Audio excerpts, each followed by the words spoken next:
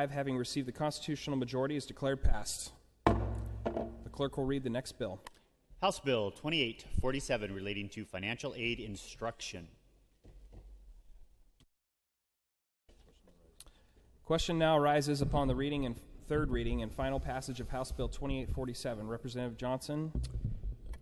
Thank you, Mr. Speaker. Colleagues, this is a great bill. It's all about the ASPIRE program. ASPIRE stands for the Access to Student Assistance Programs in Reach of Everyone, and it's administered by the Office of Student Access and Completion. ASPIRE is a mentoring program that pairs adult volunteers with middle and high school students to help the students develop plans to meet their educational goals beyond high school. House Bill 2847 expands the requirements on the programs to provide additional financial aid instruction to these students. Obviously, the topic of student debt is something that we're all very sensitive to. And what we're trying to work out in this bill is to ensure that when the ASPIRE counselors are working with students, that they're actually talking about the different types of student loans that the students can access. Because as we all know, all loans are not created alike. Some loans can be very favorable to use. Other loans could have long-term implications that aren't in view. So we currently have 149 different, I believe, ASPIRE programs across the state of Oregon, and that's significant. These are all high schools where these volunteers are working with kids and doing some great work. They've been incredibly helpful in my own district in Hood River County, where we have a number of first and family students who are going through, filling out the FAFSA form, making decisions about where they go once they graduate.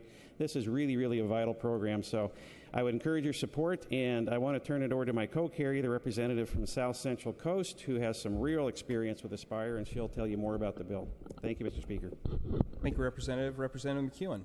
Thank you, Mr. Speaker, and my sincere thanks to my colleague from the Mount Hood area and the Columbia Gorge for bringing this bill and allowing me to join with him in carrying it today.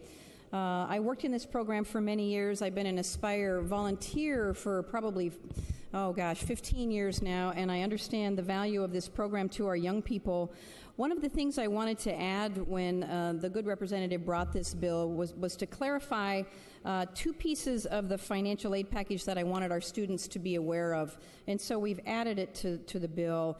One of them in particular is making sure that our students are aware of our college savings plan, the 529 plan, and adding to that information about the individual development accounts that are available through the IDA program, through the Oregon Housing and Community Services Department. Not as many people are aware of this program and the benefit that it can have for students. Oregon residents who are 12 years of age or older, who have low incomes or modest net worth, may be eligible for this program. The participants enroll through one of many partners located in all corners of the state, and they set a goal and they begin saving. The participants, for every dollar that they put in, can, in the long run, eventually, if they're successful, have those dollars matched. And they can save money for a number of different things over time. It can be for the purchase of a home, the fulfillment of an educational goal, the development and launch of a small business, to restore a home to a habitable condition, or purchase equipment to support employment in a business. So I wanted to make sure that we added that. And colleagues, there's one amendment I would like to add on the House, on the Senate side. Inadvertently, the word families was left off this bill. So students would be able to receive this information, but it doesn't include families who oftentimes come to financial aid nights, workshops that are provided by the school in a public setting in the evenings, where parents are available to come and learn how their students can be good consumers when they're beginning to launch into higher ed, where they're spending money, and we want them to do it thoughtfully and do it very well. So I will be working with Senator Roblin to amend it on the Senate side. And on that note, I will close. Thank you, Mr. Speaker. Thank you, Representative. Further discussion? Seeing none, Representative Johnson, do you wish to close? He does not. Those who are of the opinion that the bill should pass will vote aye. Those opposed, no. The clerk will open the voting system.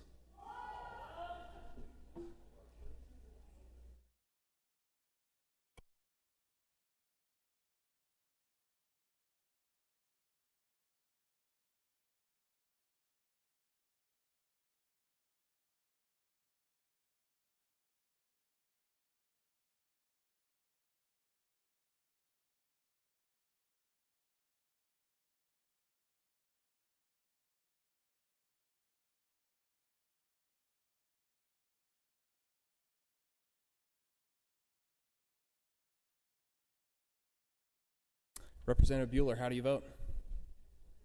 He votes aye. I vote aye.